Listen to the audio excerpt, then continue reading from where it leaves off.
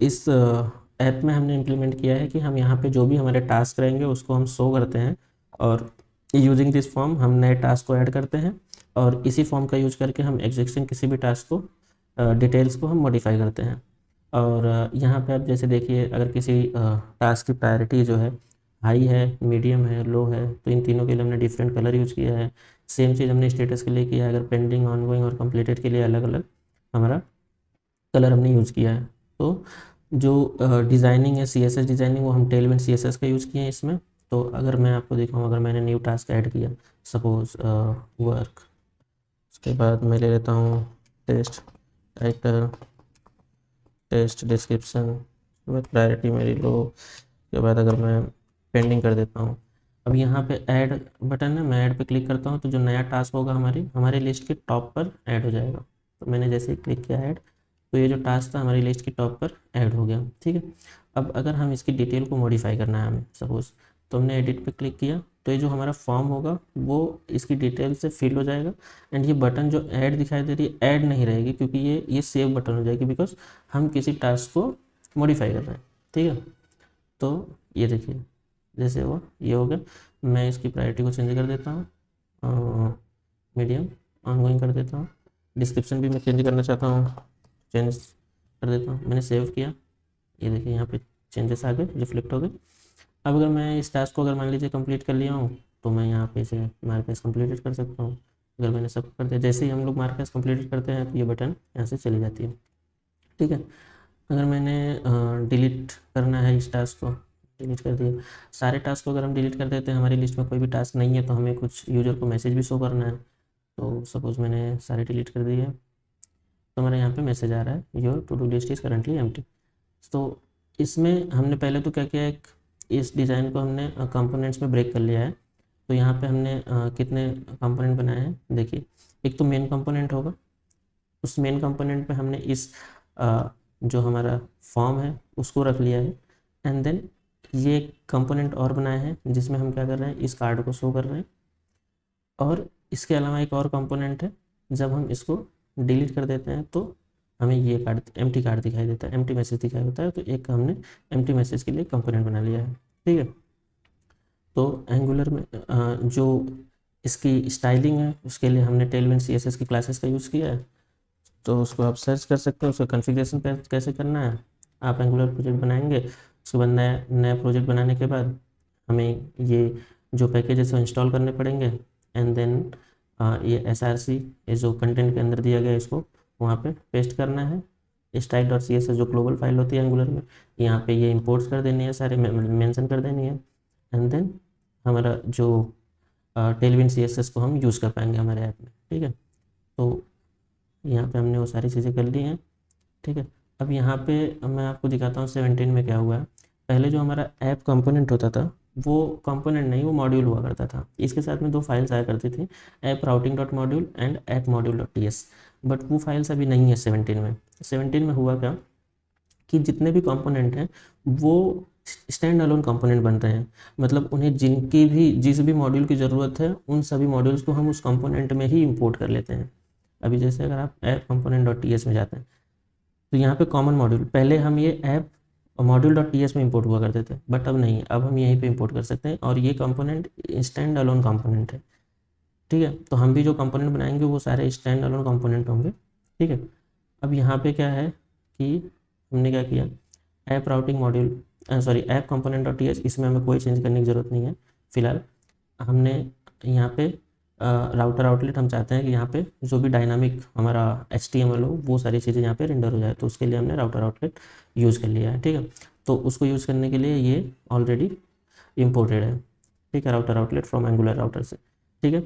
और router module import करना पड़ेगा, क्योंकि में सॉरी, ऐप कंपोनेंट में हम कुछ भी इम्प्लीमेंट नहीं करने वाले हैं। हम सारी चीज़ों के लिए न्यू कंपोनेंट्स बनाएंगे, और उसको हम राउट्स के यूज करके उसे हम रेंडर करेंगे। तो जैसे कि मैं चाहता हूँ कि लोकल होस्ट 4200 जब भी हो, तो हमारा लिस्ट कंपोनेंट जो है यहाँ पे रेंडर होना चाहिए। ठीक है। तो इसलिए यहाँ पे ये हमने इसको इंपोर्ट कर लिया है। ठीक है। अब क्या है कि हम यहाँ पे जाते हैं, कंपोनेंट्स एक फोल्डर बनाएं SRC ऐप के अंदर, सॉरी SRC फोल्डर के अंदर। इसके अंदर सबसे पहले तो हमारा कंपोनेंट है मेन कंपोनेंट, ठीक है। इस मेन कंपोनेंट के अंदर हमने क्या किया है कि हमने एक फॉर्म वेरिएबल लिया है जो कंटेन करेगा सारे हमारे फॉर्म कंट्रोल्स को, like category, title, description, priority and status. ये सभी फील्ड्स हैं, एंगुलर में उसे हम फॉर्म कंट्रोल बोलते हैं। तो उन सारे को हम ये फॉर्म ग्रुप जो होगा वो फॉर्म कंट्रोल्स को कंटेन करेगा, ठीक है। उसके बाद ये टू डू लिस्ट आइटम्स है, तो ये एरे ऑफ ऑब्जेक्ट है।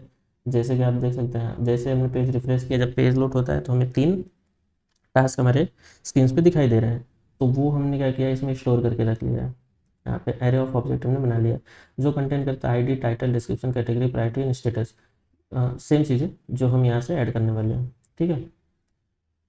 ये हो गया। फिर इसके HTML में हम जाएंगे, तो ये 2 पार्ट्स में है। तो पहला तो है फॉर्म, ये फॉर्म है जो कि लेफ्ट साइड में है, और ये दूसरा है जो सेकंड, समझ लिए एक तरह से 2 सेक्शन में है। तो पहला तो ये फॉर्म वाला है एंड दूसरा जो लिस्ट दिखाना है वो। तो फॉर्म में क्या है, फॉर्म ग्रुप जो यूज होने वाला है हमने अभी बनाया, उस वेरिएबल का नेम है फॉर्म, ठीक है। एंड कैटेगरी के लिए हम लोग सेलेक्ट यूज कर रहे हैं, फॉर्म कंट्रोल का नेम है कैटेगरी, हमने अभी यहाँ पे बनाया फॉर्म कंट्रोल कैटेगरी, ठीक है। वैसे ही बाकी अदर्स का भी है, जैसे टाइटल का है form control name title, form control name description, priority and then status, ठीक है। ये सबका फॉर्म कंट्रोल हमने सेटअप कर लिया, सेट कर दिया यहाँ पे। अब हम चाहते हैं कि सबमिट बटन पे जब क्लिक हो तो एक मेथड कॉल होगा सबमिट फॉर्म करके, सबमिट फॉर्म मेथड कॉल होगा, और उसके बाद जो भी डिटेल्स हमारी रहेंगी वो हमारे इस एरे के अंदर पुश हो जाएंगी, ताकि वो हमारे यहाँ पे इस लिस्ट में दिखाई दे, ठीक है। हम डेटाबेस में सेव नहीं कर रहे हैं, इस वजह से हमने क्या अभी लोकल वेरिएबल बना के उसमें जो डिटेल्स हैं वही शो कर रहे हैं, ठीक है। तो यहाँ से ये सारी चीज़ें हो रही हैं। अब इसके बाद क्या होता है, जो लिस्ट शो होती है, लिस्ट शो का कोड कैसा है कि मेन में अगर हम पहले, तो मैं ये दिखा देता हूँ कि जो टास्क है इसको हमने डिज़ाइन कर लिया। ये हमारा कार्ड है, ठीक है। इस कार्ड के अंदर हमने एक इनपुट बना लिया आइटम नाम का। आइटम मीन्स एक जो भी एक टास्क है, ये टास्क है, ठीक है। एक आइटम है, ये सेकंड है, ये थर्ड है, ठीक है। तो यहाँ पे जो भी टास्क आएगा उसे हम रेंडर कर देंगे इस HTML पे, ठीक है। तो उस item dot category, item dot priority, item dot status, description, then status, सारी चीज़ें, ठीक है, यहाँ पे हम रेंडर कर रहे हैं। उसके बाद हमने क्या किया है कि जो हमारा ये कलर्स है, ठीक है, जो कलर है वो डिपेंड करता है कि जो ये प्रायोरिटी का कलर है, तो प्रायोरिटी अगर हाई रहेगी तो उसके लिए ये कलर देना है, प्रायोरिटी अगर पेंडिंग रहेंगी तो ये कलर देना है, सॉरी स्टेटस पेंडिंग है तो ये कलर चाहिए, ठीक है। तो इसके लिए हमने क्या किया है, जैसे अभी मुझे प्रायोरिटी पे ऐड करना था, तो यहाँ पे प्रायोरिटी, ठीक है।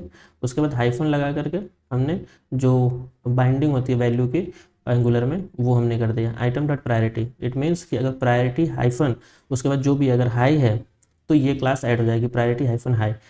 और प्रायोरिटी हाइफन हाई को हमने CSS में अगर हम जाएंगे तो आप देखिए प्रायोरिटी हाइफन हाई, उसका बैकग्राउंड कलर हमने ये दिया है, ठीक है। लो रहेगी, मीडियम रहेगी तो ये कलर्स आ जाएंगे। सेम चीज़ स्टेटस के साथ में, अगर कंप्लीटेड रहा स्टेटस हाइफन कंप्लीटेड तो वो कलर उस बेस पे चेंज हो जाया करेगा, ठीक है। ये यहाँ पे सिर्फ रेंडरिंग का काम हो रहा है, ठीक है। अब जो इसका delete edit mark as completed इसका इम्प्लीमेंटेशन है, ठीक है। इसका हमने कैसे किया है कि अब जैसे कि ये कंपोनेंट है, ठीक है। मैं चाहता हूँ जैसे ही एडिट बटन पे क्लिक हो, यहाँ पे ये फॉर्म भर जाए, फील्ड हो जाए, ठीक है। एंड देन हम उसको उसमें वैल्यूज तो चेंज कर सकते हैं। बट ये दोनों कंपोनेंट अलग हैं, ये कंपोनेंट मेन कंपोनेंट पर है और ये हमारा टास्क कंपोनेंट पे है। तो यहाँ से हमें किस टास्क पे हमने क्लिक किया है उसकी वैल्यू हमें एमिट करानी पड़ेगी, तो जाके पेरेंट कंपोनेंट को पता चलेगा कि किसकी वैल्यूज़ को हमें इस फॉर्म में फिल करनी है, ठीक है। तो उसके लिए हमने क्या किया कि यहाँ पे आउटपुट एमिटर बनाया है। आउटपुट एमिटर क्या है, to be deleted item, mark completed, to be edited, ठीक है। 3 बनाए हैं। जब भी जिस पे भी क्लिक होगा, एडिट पे क्लिक होगा तो सेम आइटम, एडिट पे तो सेम, और मार्क एज कंप्लीटेड पे तो वो आइटम की वैल्यू एमिट हो जाएंगी। ठीक है, यहाँ से अब देखो, मैंने बटन पे क्लिक किया, लाइक यहाँ से मैंने डिलीट पे क्लिक किया, डिलीट आइटम करके मेथड है, कॉल हो जाएगा। वो कॉल होने के बाद यहाँ से हमने क्या किया कि to be deleted item dot emit, ये आउटपुट एमिटर है, जो वैल्यू रहेगी यहाँ से हम एमिट कर देंगे। ठीक है, सेम चीज़ हम कर रहे हैं मार्क, जब हम मार्क एज कंप्लीटेड पे क्लिक करते हैं, एडिट आइटम पे क्लिक करते हैं, तो हम यहाँ से उस वैल्यू को एमिट कर दे रहे हैं। और फिर अगर हम मेन पे जाएंगे, ठीक है, मेन पे मैं गया, ये है हमारा, यहाँ पे अब देखिए, ये जो हमारा ऐप कार्ड इट में मतलब इसका नाम है ये टास्क का। ठीक है, इसका सेलेक्टर है ये। तो यहाँ पे आप देखो टू बी डिलीटेड, ये जो आउटपुट एमिटर था उसका नाम, और जब ये इसके ऊपर कौन सा मेथड कॉल करना है, डिलीट आइटम, इसके ऊपर mark item completed, to be edited का आइटम, एडिट आइटम।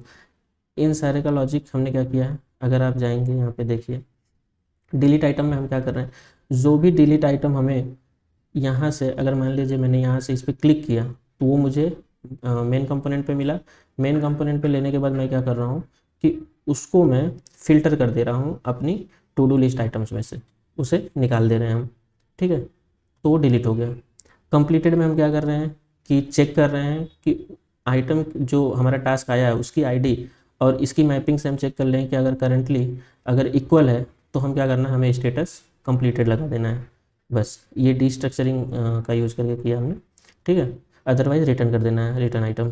ठीक है, एडिट टास्क में हमें क्या करना है, एडिट टास्क में हम चाहते हैं कि जब भी ये टास्क आए तो हमारा फॉर्म की वैल्यू फॉर्म में फिल हो जानी चाहिए। तो उसके लिए हमने क्या किया है, ये देखिए, this dot form dot controls, हमने फॉर्म कंट्रोल ले लिया। अब सारे कंट्रोल्स में हम वैल्यूज़ को सेट कर देंगे। टास्क डॉट स्टेटस को स्टेटस में, कैटेगरी को कैटेगरी में, प्रायोरिटी को प्रायोरिटी, टाइटल को टाइटल, सेट डिस्क्रिप्शन को डिस्क्रिप्शन में। ये इस फंक्शन का काम होगा सिर्फ वैल्यूज़ को सेट करना, यहाँ पे सिर्फ वैल्यूज़ को सेट कर देगा, दैट्स इट। उसके बाद किसी भी नए टास्क को ऐड करना और उस टास्क को चेंज करने पे सेव करना, वो एक ही मेथड का काम होगा जो हमने बनाया है सबमिट फॉर्म करके। तो सबमिट फॉर्म में पहले तो हम चाहते हैं कि अगर फॉर्म वैलिड ही ना हो, क्योंकि हमने क्या किया तो यहाँ पे वैलिडेटर्स डॉट रिक्वायर, सारे में वैलिडेटर्स लगा के रखा है। तो अगर मान लीजिए कि मैं यहाँ पे पर्सनल सेलेक्ट करता हूँ, अब मैं ऐड पे अगर क्लिक करता हूँ तो ये डिटेल सफिशिएंट नहीं है। ठीक है, तो हम नहीं चाहेंगे कि ये हमारी लिस्ट में ऐड हो।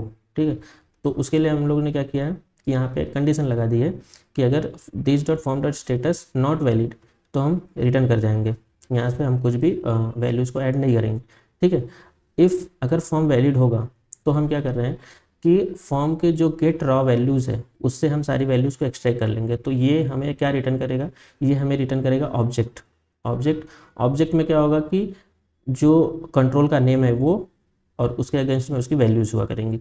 ठीक है, तो ये हमारा टास्क मिल गया। अब पहली कंडीशन यहाँ पे ये है कि this dot edit task ID if this present, अगर ये कंडीशन ट्रू होती है तो हम ऐसा सोच रहे हैं कि इसका मतलब है कि ये जो टास्क है ये हम लोग नया नहीं ऐड करना चाहते हैं, ये टास्क को हम मॉडिफाई कर रहे हैं। ठीक है, और this dot edit task ID को हम लोग कब सेट कर रहे हैं, जब जैसे ही यूज़र इस एडिट बटन पे क्लिक करता है, ठीक है, तो ये मेथड जब कॉल होगा एडिट आइटम, ठीक है, वहाँ पे हम एडिट टास्क आईडी को सेट कर दे रहे हैं कि इस टास्क को एडिट करना है अभी। ठीक है, एक टाइम पे एडिट और ऐड तो दोनों होगा नहीं, तो इस वजह से इसे हम सेट कर देंगे। सेट करने के बाद यहाँ पे आईडी कुछ ना कुछ तो सेट हो गई होगी, अगर है तो फिर हम क्या करेंगे, सबसे पहले तो जो करंट टास्क है, जो हमने सबमिट बटन पे क्लिक करने के बाद जो वैल्यूज़ हमने मॉडिफाई की हैं वो हमें टास्क के अंदर मिल गई। ठीक है, उसमें एक प्रॉपर्टी ऐड कर देंगे आईडी, बिकॉज इस फॉर्म के अंदर हमारे इस फॉर्म में कोई भी आईडी करके कोई भी फॉर्म कंट्रोल नहीं है। तो इस वजह से जो गेट रॉ वैल्यू करने पे हमें आईडी करके कोई भी प्रॉपर्टी इस टास्क के अंदर नहीं मिलेगी। ठीक है, तो अगर जब हम एडिट कर रहे हैं तो हम यहाँ मैनुअली यहाँ पे एक आईडी ऐड कर देंगे और उसमें असाइन कर देंगे एडिट टास्क आईडी। ठीक है, उसके बाद क्या करना है हमें कि जो टू डू लिस्ट आइटम्स है उसमें मॉडिफाई कर देंगे। मॉडिफाई कैसे करना है कि अगर इसको इटरेट कर रहे हैं, item dot I D not equal to edit task I D, अगर नहीं है तो वही रिटर्न कर दो, अगर है, अगर दोनों इक्वल हो जाती है, हाँ, तो हमने क्या किया कि जो अभी हमने मॉडिफाइड टास्क है ये हमने दे दिया, तो उसकी जगह से वो रिप्लेस हो जाएगा। ठीक है, अगर हम ऐड कर रहे हैं, ठीक है, if we are adding not editing, then पहले तो हमें ये देखना पड़ेगा, क्योंकि हमें जितने भी टास्क हैं उनको एक यूनिक आईडी देनी पड़ेगी। विदाउट यूनिक आईडी हम इसको एडिट नहीं कर सकते। ठीक है, तो इसके लिए हम यहाँ पे क्या करेंगे, क्या कर रहे हैं कि हम फाइंड आउट कर रहे हैं कि मैक्स आईडी क्या है। अगर मैक्स आईडी मान लीजिए यहाँ पे 3 है, 1 2 3, 3 टास्क हैं, इन टास्क में से किसी भी इसकी किसकी मैक्स आईडी क्या है, जैसे इसकी 1 है, इसकी 2 होगी, इसकी 3 होगी, तो हमें मैक्स आईडी पहले फाइंड करना पड़ेगा, जिससे कि हम जो नेक्स्ट टास्क ऐड करें उसकी आईडी हम 4 दे दें। ठीक है, तो हमने क्या किया, यहाँ पे हमें लास्ट इंडेक्स मिलेगा, इससे हमने क्या किया, लास्ट इंडेक्स और एडिट नहीं कर रहे हैं, तो हमने क्या किया, जो टास्क की आईडी है, ठीक है, उसमें हमने क्या वैल्यू ऐड कर दी, लास्ट इंडेक्स +1। अगर एक भी टास्क हमारी इस लिस्ट में नहीं था, इसका मतलब हमारी लिस्ट एम्प्टी थी। अगर लिस्ट एम्प्टी है तो जो फर्स्ट टास्क ऐड करेंगे उसकी आईडी हम बाय डिफ़ॉल्ट 1 दे सकते हैं, तो हमने यहाँ से 1 रिटर्न कर दिया। ये हमने यहाँ पे टर्नरी ऑपरेटर का यूज़ किया है कि अगर ये कंडीशन ट्रू होगी तो ये वैल्यू, अगर फॉल्स हो जाएगी तो फिर ये वैल्यू। ठीक है, इससे और फिर उसके बाद हम इस एरे में पुश मेथड का यूज़ नहीं कर रहे हैं, क्योंकि अगर पुश मेथड का यूज़ करेंगे तो एरे में लास्ट में नया एलिमेंट ऐड होता है। ठीक है, बट हम चाहते हैं कि जो हमारी लिस्ट है उसमें फर्स्ट पे ये जो एलिमेंट है वो दिखाई दे, तो उसके लिए हम लोगों ने ये अनशिफ्ट मेथड का यूज़ किया यहाँ पे। और एक बार ये हो गया, हमने हमारा जो नया टास्क था वो हमारी लिस्ट में आ गया, तो ये जो फॉर्म की जो डिटेल्स थी वो हमें क्लियर भी करनी है। ठीक है, तो उसको हमने यहाँ पे this.form.reset मेथड से क्लियर कर दिया। और इन केस अगर हम एडिट कर रहे थे, तो अगर एडिट टास्क आईडी के अंदर कुछ वैल्यूज़ थी तो उससे हमें नल भी करना पड़ेगा। ठीक है, तो हमने यहाँ पे नल कर दिया और हमारा ये फिर एम्प्टी मैसेज कार्ड पे गए, तो यहाँ पे सिर्फ हमने ये डिज़ाइनिंग कर लिया है, ये कार्ड को यहाँ पे डिज़ाइन कर दिया है। फिर अब जो मेन पे रेंडरिंग कैसे हो रही है, मेन पे रेंडरिंग का कैसा है कि टू डू लिस्ट आइटम्स। ठीक है, इसमें पहले ng if का यूज़ करते थे हम लोग एंगुलर में, बट 17 में ये चीज़ें थोड़ा चेंज हुई हैं। अभी हम यहाँ पे @for का यूज कर पा रहे हैं। ठीक है, तो यहाँ पे क्या किया, टू डू लिस्ट आइटम को हम इटरेट कर रहे हैं और एक एक आइटम्स को हम कौन से, ये जो हमारा टास्क करके जो कार्ड था कंपोनेंट है उसमें हम इसको एज ए इनपुट पास कर दे रहे हैं। तो जितनी बार जितना हमारा टास्क होगा उतनी बार ये एक कार्ड हमारे यहाँ पे दिखने लगा। जैसे 3 टास्क था तो 3 बार दिखाई दे रहा है। ठीक है, अगर टू डू लिस्ट आइटम्स अगर एम्प्टी है, इसमें कोई भी आइटम्स नहीं है, मतलब टास्क नहीं है, तो हम चाहते हैं कि उस केस में, मतलब एम्प्टी है तो एम्प्टी के केस में हमें एम्प्टी मैसेज दिखाई देना चाहिए। तो ये चीज़ बहुत ही अच्छे से हैंडल हुई है एंगुलर में, इस वाले फीचर में 17 में।